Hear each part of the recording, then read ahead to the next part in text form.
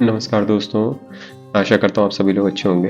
तो दोस्तों, जैसा कि आप जानते हैं, हम लोग यूपीएससी का जो एग्ज़ाम होने वाला है उसकी हम लोग पीवाईक्यूज़ हम लोग देख रहे थे, ठीक है। और काफ़ी सारी पीवाईक्यूज़ हम लोगों ने ऑलरेडी देख भी ली है। जो रिमेनिंग पीवाईक्यूज़ है वो भी हम देखने वाले हैं। तो ये यूपीएससी की साइट पे आप देख पा रहे हैं यहाँ पे कि वहाँ से साइट से लिया गया पेपर है जिसको हम लोग सॉल्व कर रहे हैं। तो दोस्तों, आज जो मोस्टली क्वेश्चन होने वाले हैं वो साइबर सिक्योरिटी बेस पे क्वेश्चन होने वाले हैं, जो कि मैंने ऑलरेडी सॉर्ट आउट कर दिए हैं ताकि आप इजीली इसको अंडरस्टैंड कर पाए। साइबर सिक्योरिटी पे क्वेश्चन होने वाले हैं, तो ये आपके अदर कॉम्पिटिशन्स एग्जाम्स जो है, नॉट ओनली यूपीएससी पर अगर अदर जो प्रोग्राम्स होते हैं लाइक गवर्नमेंट से रिलेटेड होते हैं, चाहे यूनिवर्सिटी से होते हैं, चाहे आपके जो प्राइवेट में इंटरव्यूज़ वगैरह होते हैं, उनके लिए भी ये तो दोस्तों ये जो क्वेश्चन सेट ऑफ क्वेश्चन है काफ़ी हेल्पफुल होने वाले हैं आपके इंटरव्यू पॉइंट ऑफ व्यू से भी। तो बिना देरी किए दोस्तों शुरुआत करते हैं। तो सबसे पहला क्वेश्चन है कि what is the total size of minimum TCP MTU including TCP and IP overhead but not including data link overhead. ठीक है, तो इसमें क्या कर रहा है, टीसीपी की टोटल एमटीयू साइज पूछ रहा है। इसकी बाय डिफॉल्ट साइज होती है वह 536 बाइट्स होती है। ठीक है, अब इसमें 20 बाइट्स जो है वो टीसीपी के हेडर की जुड़ जाएगी। टीसीपी का हेडर 20 बाइट का होता है और 20 बाइट्स जो है वो आईपी जो नेटवर्क लेयर का प्रोटोकॉल है उसकी जुड़ जाएगी।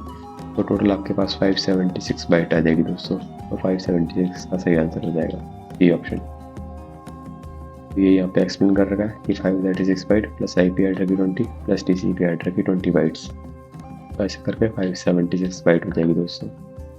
विच one of the following type of encryption use a 26 character key with all possible permutations as a key space. ठीक है, तो जो जितने भी परम्यूटेशंस होते हैं वो सब्स्टिट्यूशन कोड्स के अंदर आते हैं दोस्तों। ये बात आपको याद रखनी है। जब हम लोग साइबर सिक्योरिटी के बारे में पढ़ रहे थे तभी भी हमने उस टाइम पे देखा था कि जो सब्स्टिट्यूशन कोड्स होता है उसमें सारे के सारे परम्यूटेशन, सारे के सारे कॉम्बिनेशन जो रहते हैं वो एनक्रिप्शन के रहते हैं 26 कैरेक्टर वाले के। ठीक है दोस्तों, तो अगर आपने वो वीडियोज़ नहीं देखे हो तो आप जाके प्ले लिस्ट में देख सकते हैं, आई बटन पे जाके भी देख सकते हैं कि साइबर सिक्योरिटी से रिलेटेड जो ऑलरेडी हमारे चैनल पे पड़ा हुआ है वो वीडियोज़ आप पहले देख सकते हैं। तो आपको उसके बाद ये क्वेश्चंस काफ़ी इजी लगेंगे दोस्तों। विच ऑफ द फॉलोइंग की size is used in triple data encryption standard, triple NE3 data encryption NEDES। ठीक है, तो सिंगल DES में जो डेटा का साइज होता है दोस्तों वो होता है 56 बाइट। ठीक है, 56 बिट होता है। अगर अपन डबल करेंगे तो उसको 2 से मल्टीप्लाई कर देंगे, और अगर अपन 3DS की बात कर रहे हैं तो उसको 3 से मल्टीप्लाई कर देंगे। तो जिसका आंसर आ जाएगा 18 power 1 and then 15 and 116, 168 sir इसका आंसर हो जाएगा। 168 इसका करेक्ट आंसर है।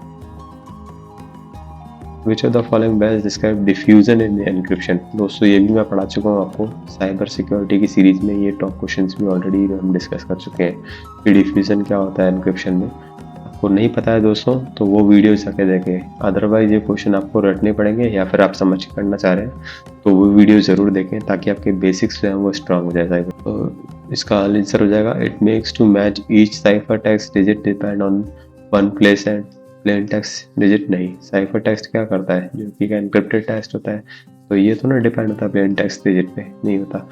It makes statistical structure of the plain text spread out across many cipher digit.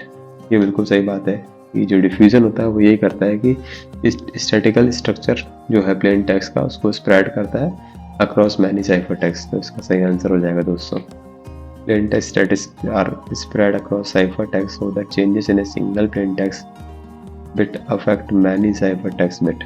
ठीक है, अगर आप एक में चेंज करोगे तो सभी पे चेंज हो जाएगा दोस्तों। तो हम लोग अगले क्वेश्चन पे आते हैं। Easter's block cipher approach use block length of n bit and a key length of k bit. What is the total number of possible transformation in Easter's system? आपको यहाँ पे दे रखी है बिट दे रखी है और आपको यहाँ पे की लेंथ दे रखी है दोस्तों। जो की लेंथ होती है वो हम लोग जब हम लोग पॉसिबल ट्रांसफॉर्मेशन निकालते हैं तो 2 की पावर k से निकालते हैं दोस्तों। तो 2 की पावर k इसका सही आंसर हो जाएगा। ये तो फॉर्मूला बेस्ड क्वेश्चन है। अगर आपको फीस्टल का सिस्टम का फॉर्मूला पता है तो आप उसको डायरेक्टली कर लेंगे। 2 की power k where k is what, k is in bit and it is a key length. ये की लेंथ है दोस्तों। How many alternative keys are required for the average time required for exhaustive search key of triple data encryption? ये triple data encryption की बात कर रहा है। तो हम लोगों ने लास्ट क्वेश्चन में इसकी वैल्यू निकाल ली थी, कितनी बिट चाहिए इसको, तो 168 बिट चाहिए।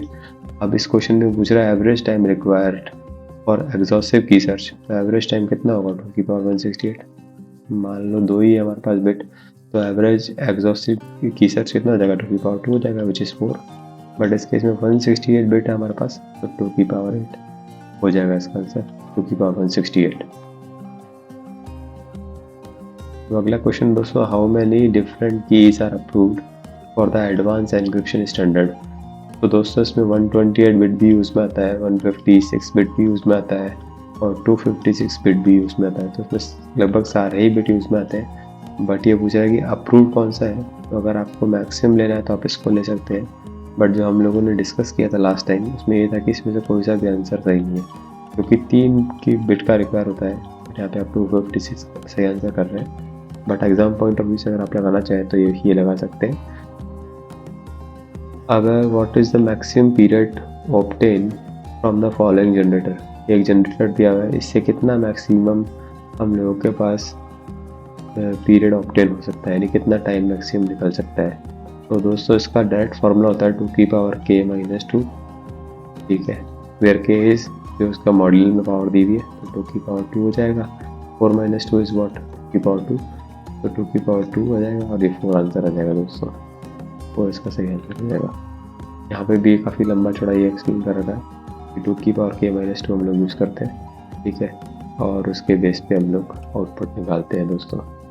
तो दोस्तों अब अगले क्वेश्चन की तरफ बढ़ते हैं। तो अगला क्वेश्चन जो है दोस्तों RSA एल्गोरिथम की बात कर रहा है, ये पब्लिक की ऑफ ए गिवन यूजर ई दे रखा है हम लोगों को और एन दे रखा है जो कोफिशिएंट फैक्टर है, what will be the private की फॉर दिस यूजर। तो दोस्तों इसके लिए फॉर्मूला होता है डायरेक्ट होता है like e into primary key less than equals to n into p - 1 और e - 1, ऐसा करके डायरेक्ट फॉर्मूला होता है।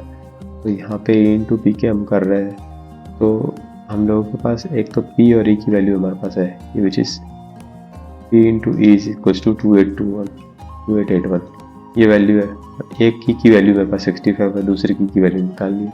तो इस फॉर्मूले में जब हम पुट करेंगे थोड़ा सा लेंथी हो जाएगा, इसलिए मैंने आपको पहले सॉल्व करके बता रखा है कि लेट सपोज d की वैल्यू जो है वो 725 आ जाएगी, बट इसका सॉल्यूशन ऐसे होगा, फैक्टर हम लोगों ने ऐसे निकाला, कंप्यूट हम लोग जो है वो ऐसे निकालेंगे 43 - 1 and 67 - 1 विच इज़ लाइक 2772 हो जाएगा। अब जो डी ई है यानी कि एक प्राइमरी की एक पब्लिक की है, जो दो ई है डी डॉट ई जो होता है वो 1 mod 5n के फॉर्मूले से आएगा, ठीक है दोस्तों। और इसका एक और इजी वे भी होता है कि आप ई आपको डी निकालना है तो ई को अपॉन में ले जाओ, ठीक है, और 1 + 5n करके फॉर्मूला भी हो सकता है। बट एक डायरेक्ट क्वेश्चन आते हैं तो आप एक बार इनको समझ लेंगे कि आप डी और ई की वैल्यू से डी की वैल्यू कर, ई हमारे पास ऑलरेडी दे रखा है 65 mod 2772, तो इसको सॉल्व करेंगे जब तो डी की वैल्यू अप्रॉक्सीमेटली 725 आ जाएगी। यहाँ पे which one of the following is use to send information collected from a form displayed with in a browser such as order entity form और back to the web server, ठीक है। तो post method हम लोग generally use करते हैं इसके लिए, तो आपको अगर आपने HTML वगैरह पढ़ रखा है तो आपको पहले से पता होगा कि जो इन्फॉर्मेशन कलेक्ट करते हैं from a different with in a browser और such as order entry form अगर करना है तो हम पोस्ट मेथड को कॉल करेंगे दोस्तों। अब अगला क्वेश्चन है which one of the following method is use to abstract syntax from each flavour of HTML 1.0 defined by set of text file.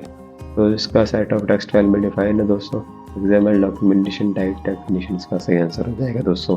Again theory based question है ये भी। Then what is the output of following JavaScript program that is executed by web browser. तो इसमें एक जे की variable हम लोगों ने ग्लोबली इनिशियलाइज कर दिया, ठीक है।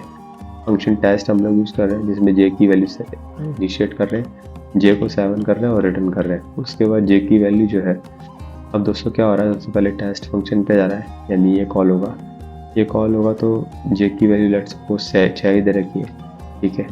और यहाँ पे जे को हम लोगों ने असाइन कर दिया 7 से, फिर रिटर्न कर देगा, ये टेस्ट फंक्शन की जगह रिटर्न कर देगा, तो यहाँ पे जो वैल्यू है वो 7 आ जाएगी। अब दूसरा हम लोग कॉल कर रहे हैं विंडो से ही डायरेक्ट कॉल कर रहे हैं डॉट अलर्ट जे, ठीक है।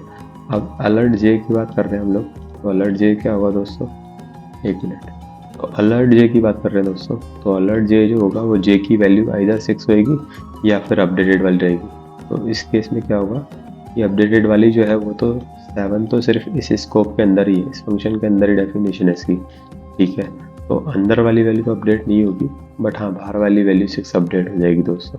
तो 6 इसका करेक्ट आंसर हो जाएगा। फिर उसके बाद है which one of the following network is use to connect the new regional super computing center. जो new regional super computing center है उनको कनेक्ट करने के लिए कौन सा नेटवर्क काम में आता है दोस्तों? तो उसका सही आंसर हो जाएगा NFS-NET, ठीक है। ये दोस्तों 2 नेटवर्क्स को कनेक्ट करने के लिए काम में आता है। और इसका फुल फॉर्म की बात करें तो फुल फॉर्म हो जाएगा national science foundation network connected regional super computers in the US before it evolve the matter इंटरडक्की। यानी कि जो सुपर कंप्यूटर थे उनको इन्होंने इंस्टॉल कर रखा था नेशनल साइंस फाउंडेशन नेटवर्क की तरफ से ही। और ARPANET predicted NSF-NET TCP/IP से protocol sort not the specific work name network name. तो ये इसका सॉल्यूशन होगा दोस्तों अब आते हैं अगले क्वेश्चन की तरफ। Consider the following statement regarding trace standard HTTP 1.1। Trace statement के बारे में हम लोग को बात कर रहे हैं। तो return the resources specify by the request URI as the body of response. ये नहीं है, बॉडी ऑफ रेस्पॉन्स से मैसेज पे ऐसा नहीं मिलेगा और वहाँ पे ट्रेस करके के लिए बोला गया तो तुरंत लेके जाना है। उसके बाद है press the body of this request message on as data to be processed by the resource specify by the request URI। ये भी नहीं है दोस्तों, क्योंकि अगर अपन बॉडी को रिक्वेस्ट मैसेज के थ्रू पास कर रहे हैं तो वो जो रिसोर्स है वो स्पेसिफाई बाय द रिक्वेस्ट नहीं होगा ना। Return a copy of the complete HTTP request message including a start line, header field and body received by the server used primarily for test purpose। यानी कि एक copy return करेगा ये, जिसमें कि मैसेजेस रहेगा, स्टार्ट टाइम रहेगा, header रहेगा, बॉडी रहेगा, एटसेट्रा रहेगा। और ये इसका जो मेन रोल वैसे भी जो रोल रहता है वो टेस्टिंग के लिए रहता है। तो उसका करेक्ट आंसर दे देगा 3 हो जाएगा। तो अभी के लिए दोस्तों इतना ही। अभी काफ़ी क्वेश्चंस और भी बाकी है, तो मैं छोटे छोटे वीडियोस ऐसे आपके लिए बना के लाऊंगा ताकि आप उसको इजीली समझ पाए। अगर आपके कोई कमेंट या क्वेरी है तो आप कमेंट करके पूछ सकते हैं और चैनल को सब्सक्राइब कर सकते हैं दोस्तों। सब्सक्रिप्शन से आप ही लोगों को हेल्प रहेगी दोस्तों। मैं डिफरेंट स्ट्रीम के डिफरेंट क्वेश्चंस डालता रहता हूँ, मोस्टली रिलेटेड विद IT। तो अगर आपके कोई डाउट है, कोई क्वेश्चंस है तो आप मुझे कमेंट भी कर सकते हैं। Thank you so much for watching the video.